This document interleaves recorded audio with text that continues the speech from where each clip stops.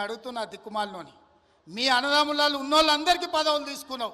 ఆయన నీ సడ్డకుని కొడుకుకి రాజ్యసభ తీసుకున్నావు, నీ చెల్లెల్ని ఎంపీగా ఓడగొడితే ఎమ్మెల్సీ తీసుకున్నావు, నువ్వు మంత్రి తీసుకున్నావు, నీ మా బావ మంత్రి తీసుకున్నావు, నీ నాయన ముఖ్యమంత్రి తీసుకున్నావు, నీ ఇంటిలి పదవులు తీసుకున్నారు.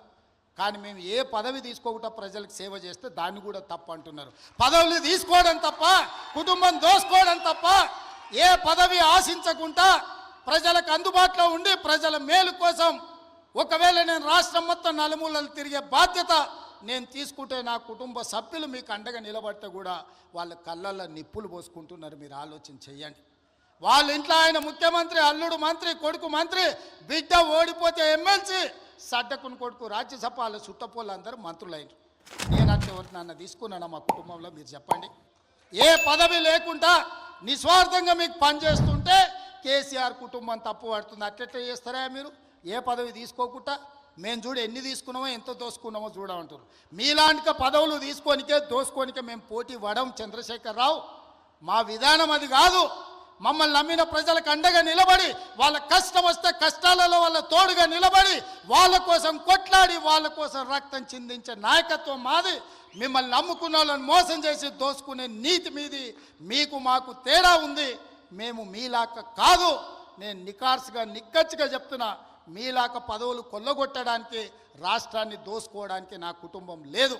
నా కుటుంబం నాకు మీరు ఆశీర్వదించే అవకాశం ఇచ్చినందుకు మీకు అండగా నిలబడాలని సమయం ఇస్తున్నా. ఇన్నేళ్ళైంది నేను మీకు ఇక్కడికి వచ్చి. ఈడున్న వాళ్ళందరూ నన్ను వ్యతిరేకించేటోళ్ళు రాజకీయంగా కూడా నియోజకవర్గంలో ఎవరి దగ్గరైనా ఒక్క రూపాయి ఎప్పుడైనా ముట్టుకున్నానా? మీరు చెప్పండి. చెప్పండి. మీరు వీలైనంత వరకు మేము సాయం చేసినాం. నేను బస్ డిపోకి భూమి ఇచ్చిన, నేను సబ్స్టేషన్లకు భూమి ఇచ్చిన, నేను పాఠశాలలకు భూములు ఇచ్చిన, నేను సొంతంగా కొని ఇవాళ కోస్గిల బస్ డిపోకు ల్యాండ్ ఇచ్చిన. ఎన్ని కోట్ల రూపాయల విలువనో ఇవాళ మీరే చెప్పండి. ఇవాళ మన సబ్స్టేషన్లకు భూములు కొనిచ్చినాం. ఏ ఊర్లో గుడి కట్టినా, బడి కట్టినా, ఎవరు పిల్లలు చదువులకు ఫీజులు కావాలన్నా, ఎవరు ఏం కావాలన్నా మా ఇంట్లోకి వెళ్ళి పైసలు ఇచ్చి కొడంగల్ నియోజకవర్గాన్ని ఆదుకున్నాం. పోయిన 5 ఏళ్లలో ఒక ఆయన ఈడ ఉండే ఏం వసూలు చేసిండో మీకు తెలుసు కదా. ఎంతమందిని ముంచిండో మీకు తెలుసు కదా. నేను చెప్పాల్సిన అవసరం ఉందా? ఇవాళ వాళ్ళలాగా మనం దోసుకుంటలేమని వాళ్ళ కడుపులో మంటలేస్తుందంట. అందుకే నిన్న మన మనోళ్ళందరూ కడుపు మంటకు మందు పంపించారు, కొంచెం దాగి పండుకోరని. ఆయన మాట్లాడతా మహబూబ్ నగర్ జిల్లా పెండింగ్ ప్రాజెక్టులను బీఆర్ఎస్ పార్టీ పట్టించుకోలేదట.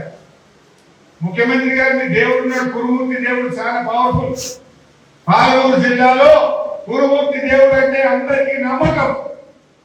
నీ కొడంగల్ పక్కనే ఉంటది. పోదా మా కురుమూర్తి దేవుడి దగ్గరికి. నువ్వురా తడిబట్టలతో, నేను కూడా తడిబట్టలతో వస్తా.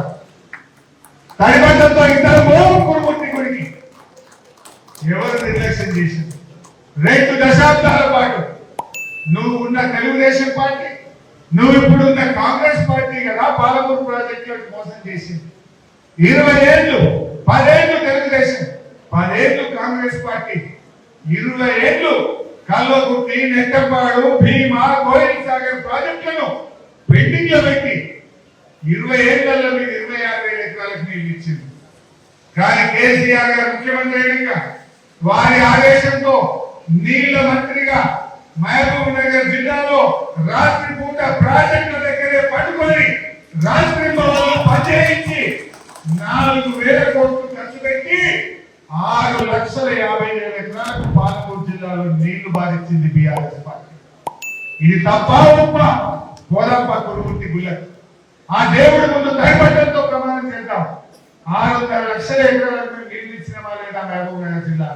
ఏం మాట్లాడుతున్నావు?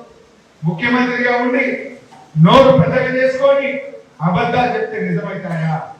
మహబూబ్ నగర్ పంట పెట్టింది, మహబూబ్ నగర్ ఎండబెట్టింది, మహబూబ్ నగర్ అన్యాయం చేసింది తెలుగుదేశం కాంగ్రెస్ పార్టీ.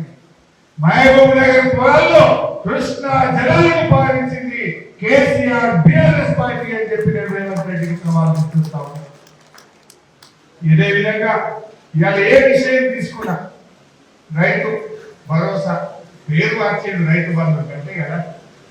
ఏమంటుండో ఆగ్రహిస్తా. నేను అడుగుతున్నది 17,60. నువ్వేం చెప్పినావు ఆ రోజు? ఇప్పుడైతే 10,000, మేము వస్తే 15,000 అన్నావు.